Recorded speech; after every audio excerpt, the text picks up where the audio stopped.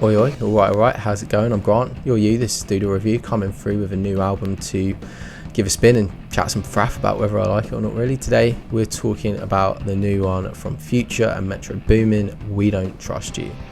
Nevadius Damon Wilburn, aka Future, is 40 years old and from Atlanta. What am I talking about? I cannot do the rest. I can't do this with glasses on and look like a right prat. But it's hay fever season and it's morning, so it looks perpetually like I got up 2 minutes ago. I did not. I just want to be clear. It's hay fever season. Okay, I'm not running late.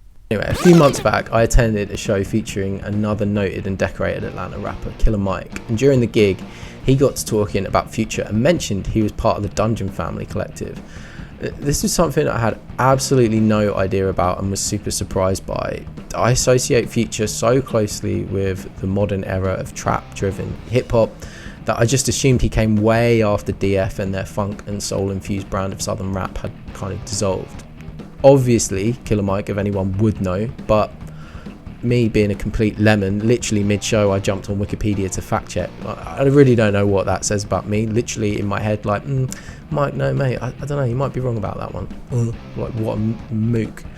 But I was so surprised by this thought that Future was in Dungeon Family.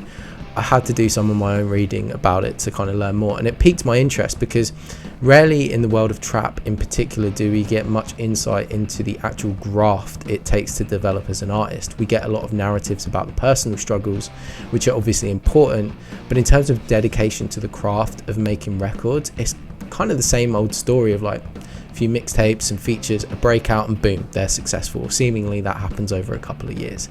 In the case of Future, he became part of an offshoot group of Dungeon Family way back in 2003 called The Connect, back then going as Meathead until fellow member G-Rock offered the name The Future, which stuck. The Connect did record an album, but it was ultimately shelved. However, over this time, fellow member and cousin of Future, Rico Wade, recognised some sort of like kernel of talent in the young artist and suggested he hone his writing skills. So Future gradually moved from the background into the forefront over a number of years, first getting a credit on a deep cut Ludacris track called Blueberry Yum Yum in 2004, before eventually getting some really hefty songwriting achievements to his name, including, although this is actually uncredited, but Beyonce's Drunk in Love. Behind all that, in the background, his mixtapes started getting notoriety in the Atlanta scene kind of at the end of the 2000s, before the early 2010s, where Future's name started to pop up regularly in articles and features and global hip-hop publications. And then 2015, he kind of hit the sweet spot with a genuine commercial and critical crossover success with DS2, an album that went triple platinum and was heavily featured in like album of the year lists across the board. From this point on, Future has been one of the most successful artists and biggest names in the entire trap genre. I just think it's really cool that there's been actually this 10, 15, nearly 20 year arc at this point to get there. On the other side of that, the St. Louis born Atlanta adopted producer Metro Boomin has contributed a significant amount of material to the now 30 Future mixtapes, albums and collaborative records. His career has grown in status almost in parallel with Future, although over a more condensed time, and he's now universally accepted as probably the best beat maker in the trap game. Hearing Metro's producer tag on a song is at this point pretty much a guarantee the track's going to bang. His beats are forever the highlight of the blockbuster trap albums that he's featured on, be it a Travis Scott, a Young Thug or a 21 Savage album. His name is always going to be mentioned by me in the section under, best of the album. So with that in mind, I didn't even need to hear this full-length collaboration between Future and Metro to know I was probably going to enjoy it.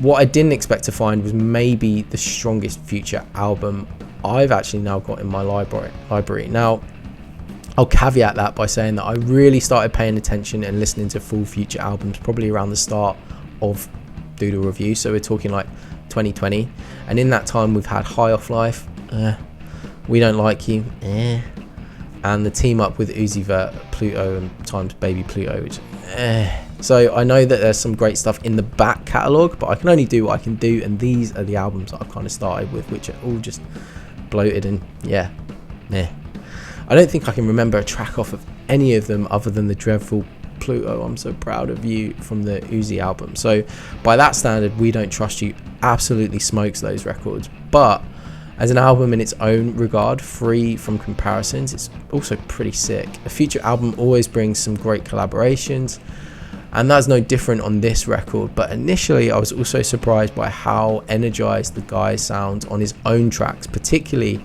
at the front of the album. Ice Attack, Claustrophobic and Young Metro all hit with tight flows from an artist that can sometimes be guilty of just relying on a beat and his charismatic voice to carry in. Young Metro, I suppose, does have a Weekend feature, but given he's really just kind of groaning and mumbling a few words, does it really count? That's an interesting question, actually, considering Weekend previously said he was done with features. Maybe that's his cutoff, you know, moaning and mumbling and groaning, fine. But if you're singing with audible lyrics, oh no, baby, I'm done. But while we're on the topic, the collaborations and features do offer some of the heaviest hitters on the record.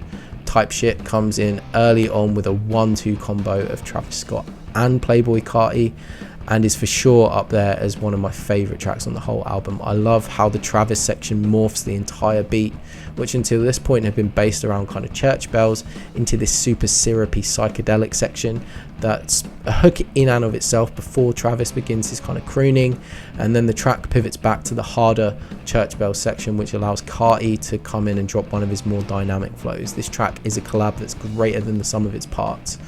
Travis Scott actually then shows up again on the track Cinderella, which is a deep cut with a more delicate beat, but no less interesting, particularly as Scott leans more into rap than singing on that particular track.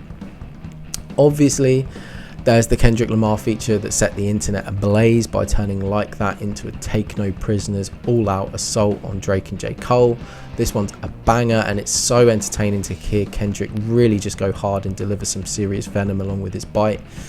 He does kind of just steal the track straight from under Future though, but I think he must accept that, because even his own verse kind of just fades out after Kendrick drops bombs. Like, who am I kidding? No one's really listening to me after that just happened.